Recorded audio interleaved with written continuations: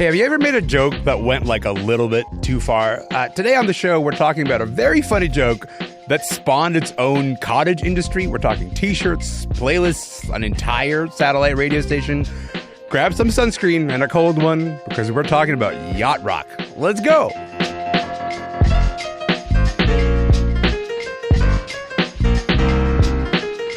I'm Elamin Abdelmahmoud. This is Commotion. Listen, since we're talking about yacht rock, I feel like I have a responsibility to you to start us off here.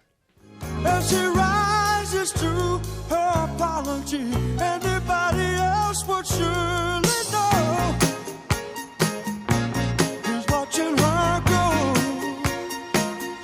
What a fool believes he sees. No wise man has the power. From 1979, Michael McDonald, the Doobie Brothers, and the classic What a Fool Believes. I think it's fair to say that song belongs in the canon of yacht rock. What is yacht rock? Well, it is that smooth music that was being made in the late 70s and early 80s if you consult any definition that has any kind of authority. But here's the thing. The term yacht rock doesn't come from that era. It was actually coined in 2005 in a mockumentary series called Yacht Rock, which went viral in those early YouTube days. And even though the term started out as a joke, it ended up leading to a renaissance in people listening to this kind of music, different kind of, right now if you go to Apple Music, like there's like Yacht Rock Essentials playlists that exist. I think that's kind of wild to me because, again, it all started out as this joke. But lately, the definition of what counts as yacht rock has gotten hazier and hazier. But you're in luck because two of the original yacht rock creators are here. JD Riznar, David Lyons, are you guys ready to help us sort out what is yacht or nyat? Oh, absolutely. It's our life's mission. I'm so delighted that you guys are on the show. Listen, let's start by going back to where this all began for you. You're a sentimental fool, Kenny.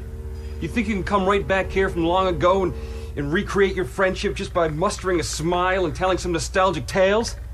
That's what a fool believes, Kenny. That's what a fool believes.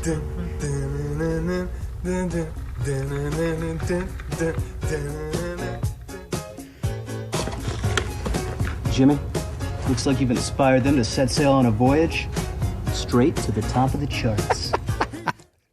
From 2005, that is a scene from the very first episode of Yacht Rock, which tells the, I guess, not entirely true story, but maybe true story of how Michael McDonald and Kenny Loggins wrote the song What a Fool Believes. JD, I'm going to start with you. Jokes aside, your love of this music has always been very deeply sincere. Why did you want to celebrate this music, especially at a time when it was like clearly not in fashion?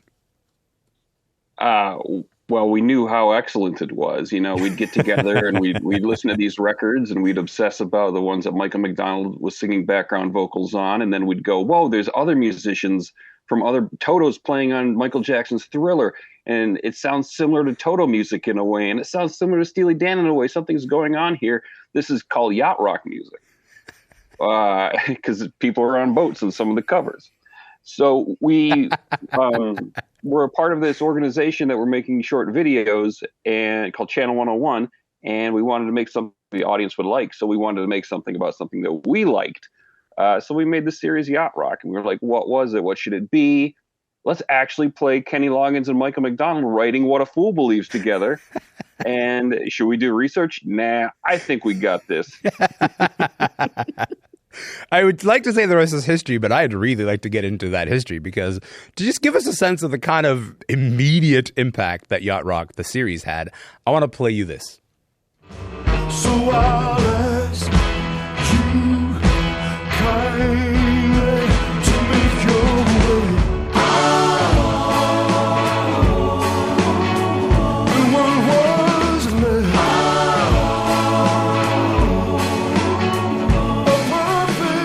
Guys, that is from 2009. That's a song called While You Wait for Others by Grizzly Bear, featuring guest vocals by Michael McDonald. Dave, it is not an exaggeration to say, without your show, Yacht Rock, that recording would not exist because, before 2005, like all these hip Brooklyn indie bands, they were not, being like, how do I find Michael McDonald and get him on a guest feature over here? At what point did you guys realize the comedy series you were making had this genuine, massive, real world impact on pop culture?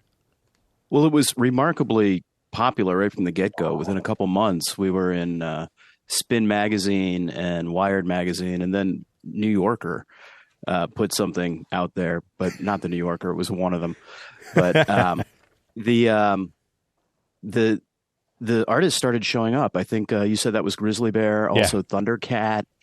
And then we just started getting texts from our friends like, hey, did you guys have anything to do with this? We're like, no. But we did. Like, it just started shocking us that what we were doing had caught on in such a way and so quickly. JD, there's something about the way that you phrased it, this idea of sincerity. You know, you came to the love of this music with a lot of sincerity. Do you think that's what it was that people were reacting to as they were sort of watching the show? And yes, they were laughing, you know, but also they were like, this music kind of goes. Yeah, no, I think it's a few things. I think it's, you know, people forgot how good it is, and it is good. It's hard music to play. You talk to some of the cover bands today, they're like, we try to play this music and it is hard. You know, the yacht is quality. Yacht rock means more quality than like a joke, right? So, yeah, it's hard music that people want to love, and I think the fact that, you know, we put a story to it with some characters people could sink their teeth into. I think that made it really sticky for people. So we can just, I know you've been asked this question before, but I haven't had a chance to ask you this question, and this is my moment. So let's just get a baseline definition. What are the qualities that make up yacht rock, in your opinion, aside from a yacht somewhere on the cover of the album? Right, yeah, that's the last thing you look for, honestly. Yeah. It's you know, it's pop music produced mostly between 1976 and 84. There are outliers, and it was a time when artists started to really incorporate jazz and R&B into pop music. They tried to get what guitarist Jay Graydon called hit chord changes into pop music. We're getting away with murder, man. So it's these music nerds making the biggest hits of the day and trying to make it interesting for themselves. And, you know, it's musicians from the LA music scene of the day, the studio musicians. And what it's not is this sort of folky soft rock like the Eagles, stuff like Jimmy Buffett. Yeah, that's rich people music. That's very different than yacht rock. You know? It's different. It's smooth. That's all smooth. It's pretty simply composed. It's straightforward. There's acoustic guitars. There's not a Fender Rhodes. You don't hear that jazz or R&B influence. And that's really what we look for when we look for yacht rock. I'm glad that you mentioned Jimmy Buffett, because Dave, like, I feel like people talk about Margaritaville as a yacht rock song. It is on that Apple Music playlist that I mentioned of yacht rock essentials, and I'm like, how do I contact the president of Apple Music and be like, this, you guys messed up on this one, because like that's not true. What do you think it is that people get wrong about yacht rock? A lot of people think if you're on a beach or on a boat, that makes it yacht rock. And it does not. We're talking about the quality of the music. I've had a strong distaste for Jimmy Buffett for a long time, and I don't want to get into it here this morning. But it's wrong. Those are retired real estate agents and off-duty cops going to a club or going to a concert and getting way too drunk. There's nothing smooth about it. It's a little more countrified, but sort of not the good country. Yeah. And honestly, there's no soul. Yeah, I'm glad that you brought up the word soul, because soul is a thing I hear when I hear "Hold the Line" by Toto. You know, the greatest song Absolutely. ever written in the history of humanity, and that is like not that is not a soft rock song. That song is pretty hard, but it is absolutely kind of within the canon of yacht rock, because the soul is all the way there as Toto sort of does that song. Dave, to clarify all of this matter, you guys developed the yacht. How do you pronounce this word? The scale with which you kind of yachtski. Yeah, okay. Tell us how the yachtski scale works. Well, that was mostly JD, and I have a feeling because a few of us in our little group are Polacks. So, JD, do you want to explain what the yachtski scale is? Sure. Yahtzee scale is the scale upon which we can rate yacht rock songs. There's four of us in the main core brain trust. We have a podcast called the Yacht or Yacht Podcast. It actually drops on Monday. Check it out. Yeah. And we've rated songs on the Yahtzee scale. We listen to those elements that I talk about, and then we give it a number between 0 and 100. Right. We average them, the average four together, and if it's 50 or above, it's a yacht rock song, and anything below is yacht rock. And you can go to yachtornyat.com and look at the Yahtzee scale, all the songs that we've rated so far. It's an amazing guide. It's a good bar argument settler if a song is yacht rock or not. That's exactly the kind of arguments I want to be getting in bars. Listen, Dave, maybe I'll put this to you. You know, the idea that yacht rock has become this mini cottage industry over the years, right? There's all these Spotify playlists, the Apple playlists. You see it on T-shirts, on hats. You see it. There's an entire Sirius XM station dedicated that's like, hey, this station only plays yacht rock.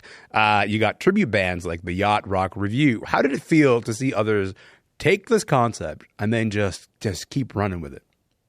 It's kind of incredible to see. It's kind of like you put something out into the world, like having a kid goes out and grows up, and then you really don't have control of it anymore. And much like those tribute bands, they're going to make their own money, and we don't see a dime. JD, from 2016 to 2021, you guys hosted a podcast called Beyond Yacht Rock. That's where you did develop the Yahtzee scale. Mm-hmm. Now you're relaunching it. We mentioned that this being relaunched this weekend. It's coming out on Monday. What's going on there? Why are you diving back into these waters again? Well, we missed podcasting with each other, for one. Yeah. The other thing is we're writing the definitive book on yacht rock, and we're sort of like, we have our own jobs to do on the book, and we're doing it separate. We're not really connecting with each other in the music anymore. So that was another reason why we wanted to do it. Also, Beyond Yacht Rock had incredible fans that paid us on Patreon while we were doing nothing. They were just sticking around, waiting for us to do something new. So a lot of this is for them as well. And alongside the Yacht and Yacht podcast, on Friday, we're dropping another new podcast called $1 Billion Record Club. Ooh, what's that? Where we listen to an underloved album that we love every week and try to increase its value to $1 billion through fun facts and trivia. This is our current retirement plan. Yeah. I gotta say, hopefully it works. I gotta say, between those two podcasts, you guys are gonna be plenty busy. I really appreciate you being here to clarify what is and what is not yacht rock. Thank you so much for your time, JD, Dave. I appreciate you. Thanks so much for giving having us a platform. Of course. JD Riznar and Dave Lyons are part of the crew that invented the term yacht rock. We reached them both in LA. This weekend, they can continue their voyage into the vast ocean of smooth music with the launch of those new podcasts, Yacht or Yacht, and the $1 Billion Record Club.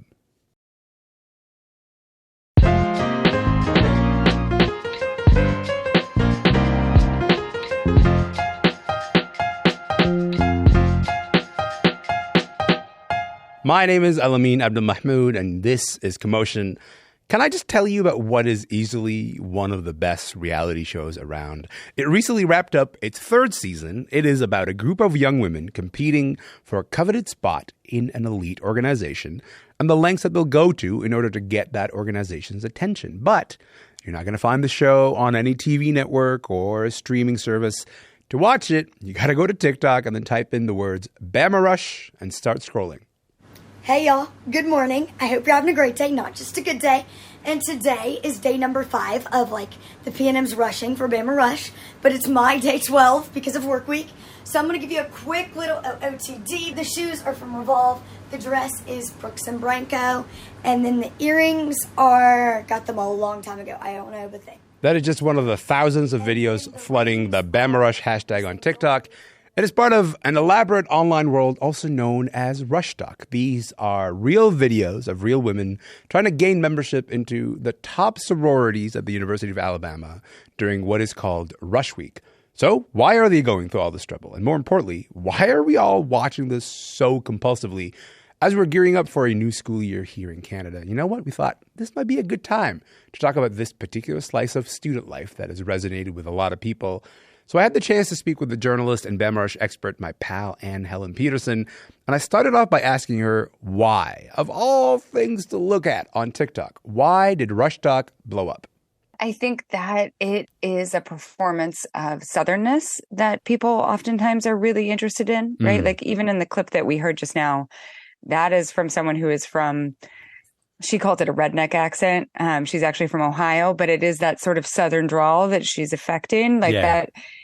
It seems different, right? And then it's a form of exoticism, even though these girls are some of the whitest girls you've ever seen they all have the same hair, right? Like it's all straightened hair, mid chest with like beachy waves put in. And they're all wearing the same clothes. There are like slight variations on it and the same jewelry.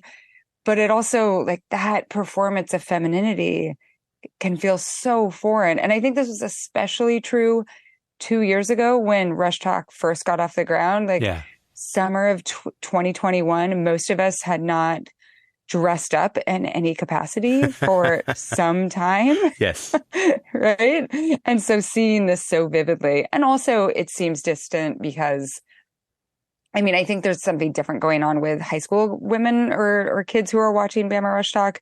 But for me as an elder millennial watching it, you're like, this is so different from my experience of college that I can't look away.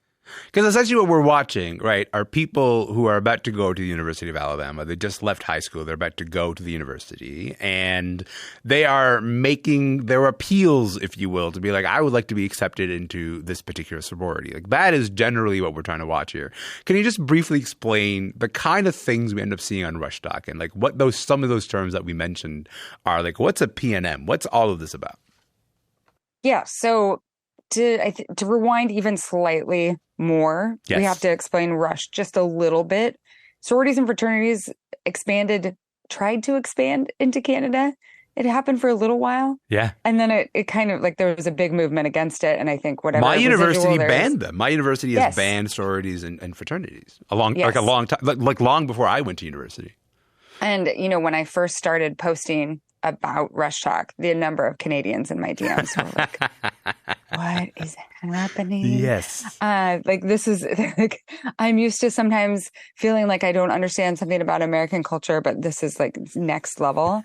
So Rush is when dozens, hundreds of young women sign up ahead of time to try to match essentially with a sorority. And the sororities at the same time as the women are going through Rush, which is like a series of parties where, you know, over the course of 10 days, you go to fewer and fewer parties, but the parties get longer and longer. And after each time that you meet people from these sororities and that you go through the houses, you write down your favorites, and then they are also ranking the girls that they meet, and then it goes into a computer algorithm and they eventually all match. And like other people have said, oh, that sounds a lot like the process of matching, you know, doctors to residencies. And that's because it's the same software. They actually took the software from the sorority. It's like this software was developed specifically for Rush and then it's expanded into these other matching scenarios. And it's very old-fashioned in so many ways. Fraternities have been around since, I think, like the late 1700s. Sororities got started later because women weren't allowed to go to college. There weren't like a quorum of women to make room for a sorority. Yeah. And they were part of like the way, if college was already a sorting mechanism, then these sororities and fraternities were another form of sorting mechanism within the school, a way of forging connections in the name of sisterhood or brotherhood that also have all of these down the line ramifications in terms of like, whether you realize it or not, those connections mean that like you are better connected to alumni networks, to job opportunities, to all sorts of things that like reproduce power and privilege in the world. It can be determinative of at least some direction of your future in terms of the circles that you run in. Yes, especially in the case of like a school like Alabama, if you stay in the South, then the sorority fraternity that you are a part of can really be indicative of like your future prospects within a business. So that's sororities and fraternities, but then we get to rush talk and this kind of behavior. Oh, sorry. Right. Okay. That's where we're trying to get to. So what is that? What are the rituals within that's our that? meta structure. And then we get deeper. Yes. Rush talk, I think of two major buckets of videos. And the first is OOTDs, outfits of the day. And usually those are made by PNMs, prospective new members. Sure. And they're just showing their Rush outfit, right? The outfits get more and more fancy over the course of the week. And there are rules about what the PNMs can say in these videos. And so they can't talk about any specific experiences at any houses, any specific experiences with any members. So they're actually quite banal. But this is part of the other, I think, allure of watching these. They're like saying all these brands that you're like, I thought that I like at least knew some brands. Apparently not. Right. And you're like, what? Where do people shop now? Like right now there's these skirts. They're just tennis skirts, but they're from a company called Gold Chain. And like the number of response TikToks that I saw from like millennials who are like Googling Gold Chain to see what this new brand is that I had no idea existed. It's just like preppy stuff for teenagers. Yes. But I mean, essentially you're talking here about an ecosystem that is, I guess, part fashion show and part I could be one of you, please pick me. Like you're sort of watching all these dynamics at play. Yeah. So I mentioned the first bucket. The second bucket are videos made by the sororities themselves. Oh. And they are mostly dances. And most of them are TikTok dances. So using moves that like people on TikTok have already created, right? Yeah. And using the same music as well. But then maybe like in costumes, usually in front of their sorority houses. And then there's another like subgenre within that's essentially like skits. Oftentimes it's like mouthing the words to clips from reality television, a lot of Kardashians clips. And these videos are essentially advertisements for the sorority saying, this is the type of sorority we are. This is how cool we are. This is like how good of dancers we are. This is how pretty we are. This is like what your experience, what the vibe is at this sorority. Yeah, because like you're not existing in this universe where, the sororities hold, all the power and they're just trying to be like above, the Bama Rush. They themselves are also trying to appeal to members to be like, you should pick us. It's in your best interest to also pick us. Right. Like the people on top still have to like emphasize how superior they are. It's not as simple as like we just don't do any advertising. That's how superior we like. You have to still be part of that larger system. Okay, so we also got to talk about the fact that pretty much like every major university in the U.S. has like a frat or sorority culture. What is it about the University of Alabama that makes it such a hotbed for Rush talk? Like, why is Bama Rush the one to watch? The University of Alabama has the largest Greek system. And I think that like that's kind of like a very straightforward reason why this is the case. But also I think a lot of like the performance of Rush, like because it's so big, it also means that Rush has to be longer because the standards of femininity are different in Alabama in terms of like every day you need to have a full face of makeup and all this sort of thing. You get a more pronounced version of Rush. Mm-hmm. And so when people started doing these videos, it took off. And I think that now you are seeing other schools doing the videos as well, both on the sorority side and on the PNM side. But it's still like Alabama's the touchstone there.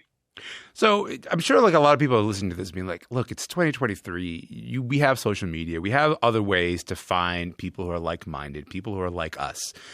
Why is gaining entry to these sororities, why does that become such a capstone or sort of like significant event when you're entering this really significant stage of life? Right. I mean, this is so interesting to me because sorority and fraternity life has been on the decline for a long time. In part because there's been so much bad press, because there's been so much bad stuff, right? Yeah. Like, fraternities are horrible in so many vivid ways, right? I don't Like, think I recall like a single positive headline that features like a fraternity in the last like 10 years. Like none. which is part of the reason they don't do Rush Talk, because there's no upside for them, right? Makes sense. But there also, I think, has just been a general pushback on the idea that you should be like only trying to be friends with people who are exactly like you, or like trying to enter into organizations that are really invested in reproducing structures of power, like all this stuff out of fashion, right? Yeah. But there's the pushback on that, the anti-woke, like pushback on these sorts of understandings of like, maybe we should try to dismantle some of these things. And then the other thing that I think intersects with that feeling is that these young women who are rushing now, they were freshmen, sophomores in high school when COVID hit. And there's a real feeling, and I think this is true for like last year, the year before, there's a feeling that they missed out on significant components of the high school quote unquote experience. Right. And this is whether their or not era. that would, yeah. And so what they want in college, what they're seeking out is the college experience. And a lot of them are willing to go out of state in order to find that. And because like, it's not, maybe you would get some of the college experience if you're trying to go in an Ivy League school or that sort of thing. But what they want is not just football, but like the biggest football team, right? The like championship football team, not just a Greek system, the biggest Greek system, not just parties, but like the all week, they call them darties, day parties that are possible in a climate like Alabama's. And so I think that, right now, I think it's over 67% of Alabama is out of state. Oh, wow. So where are those people coming from? Why do they want to go there? A lot of it is the effectiveness, the way that Alabama, through their Greek system, through their football, through everything else, has been able to say, we are a college experience. We are the one that you crave. So it seems like all the elements at play are just like turned up to 11. Like everything that you just said, whether it's like, it's not just a regular party, but an all day party, but the biggest football teams. But also like when you see, you sort of mentioned the story of femininity, the story of womanhood that is being told through a lot of these Rush Talk videos. We're talking about like the long blonde hair, the bright pink lipstick, the golden tans, the form-fitting little dresses. What goes through your mind as you watch these girls sort of parading these specific outfits? Like what is the message being relayed to young women, do you think? Well, I think, first of all, if you watch these videos, and also if you see the type of person who maybe didn't get into any of the houses, right? Like there's a woman who is the all-star of Rush Talk who got dropped from all the houses. It's a pretty clear message about what the lines are of acceptable femininity, right? Like what your body needs to look like, how much money you need to have to spend on these products, how much time you need to spend, like the sheer amount of labor that's involved in producing this image. It's a ton, right? Like those are where your priorities should lay. And so I can see watching them is either useful in terms of that is not who I want to be. Yeah. Right. Like that is everything that I reject. Or it can be really difficult because it says, well, you know what? These girls are the prettiest, right? This is what society values. And I fall out of that circle. Like that is not something that I am. And I can never be that. It doesn't matter how much time or even money I have. I'm not going to be that. Let's actually hear a little bit of that, because there is exactly what you just mentioned, is this idea of like, hey, we can't just pretend we live in this Barbie world. Here's a clip of that. It was so hot, so sweaty. It was miserable. Anybody who smiles at these videos after they're done rushing is crazy. Get them help because they need it. Because I am tired, thirsty. Where's my drink? No, that's the user that goes by the name of Bama Morgan. What do we know about her? Like, what sort of reaction has that been generating online?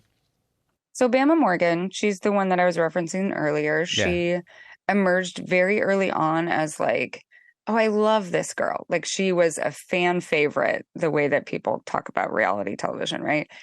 And part of it is that she was honest about the experience, not in like this is kind of weird and it's awkward making small talk with girls that I don't know and pretending that we're going to be best friends. Yeah. More in it's so incredibly hot and like all of my hair has melted and all of that sort of thing, right? Yeah. And she just like, she doesn't look like the other girls. She's white, but she doesn't look like the other girls. And she is funny, right? She like holds herself in a different way. She is like charismatic, right? And so much of this ideal femininity is ironing out all of those like pieces of personality. Yeah. And she got dropped by everywhere.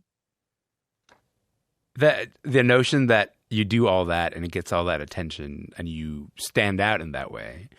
And then it ends up sort of backfiring. I guess backfiring. I don't know if she backfired or if she dodged a bullet in that way. Like I genuinely don't know because there is this unwritten rule in Rush Doc that like actually participating in Rush Doc might end up somehow becoming detrimental to your chances of getting into some kind of sorority. And so I guess like my question to you is, what is it about the interdrama of all of these aspects that keep us glued to Rush Doc? Like, why do we keep returning to this very strange and very bizarre sort of online corner? Well, I do think there is the reality television aspect of it where you want to see who wins, for lack of a better word, right? Yeah. But then I also think some of it is investment in different ways of being. So I think part of the reason there was such an uproar over Bama Morgan getting dropped was that if the sorority system can't expand to include someone like her, then is this something that we want to be invested in at all, right?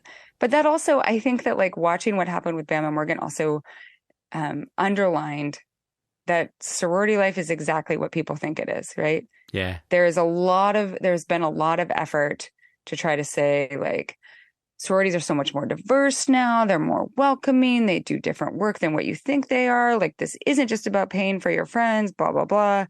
And I'm allowed to say all those things because I was in a sorority. But this proves that that's not the case, right? Yeah. It's still the same regressive institution that it always has been. If you're new to Rush Doc and you want to dive in and you're like, I would like some advice on where to start watching all of this. Where should they start? Who should they follow? And where should a person begin with all this? Well, I'm going to be, I will say that you can go to my Instagram account, Anne Helen Peterson, and in my saved stories, I have hours of content. You can start at the beginning. And I have assembled a bunch of these, a bunch of the Rush Talks and also commentary from people in my feed, from readers talking about, refining some of the understandings of like, oh, when this person references this, or like, why are they so obsessed with David Yurman jewelry? Like, let's unpack that a little bit. Yeah. Following down different wormholes. So that's one place. And then the other place you can go, this is the voice of the woman we listened to at the very beginning of the show. Her name's Kylan Darnell. She's a beauty queen from Ohio. She is an active, so she went through Rush last year, and she's a sophomore and a Zeta at the University of Alabama. And she is, I think, kind of the apotheosis of the Rush Talk phenomenon and posts a ton. And she's very good at what she does. And so I think that would give you a window into some of this. And Helen Peterson, I don't know how I would make the sense of the world without you. Thank you so much for being on the show. Thanks for being here, friend. Thank you so much. This was an absolute delight. Of course. And Helen Peterson is a journalist who publishes the newsletter Culture Study on Substack. She joined us from Washington State. Listen, if you want a dive into the world of Rush Doc, do yourself a favor and go to Anne's Instagram profile. It's at Anne Helen Peterson. She's created a bunch of Rush Doc highlights, and it is so worth your time. And that is it for our show for today. I'm so excited about tomorrow's show. We're going to talk about the fact that Adam Sandler just got his highest Rotten Tomato rating ever, and it only happened because he cast his daughter in a coming-of-age story about a wild bat mitzvah. I'm so excited about that conversation. My name is Elamin Abdelmahmoud. Hey, if you're around tomorrow, I'd love to see you then.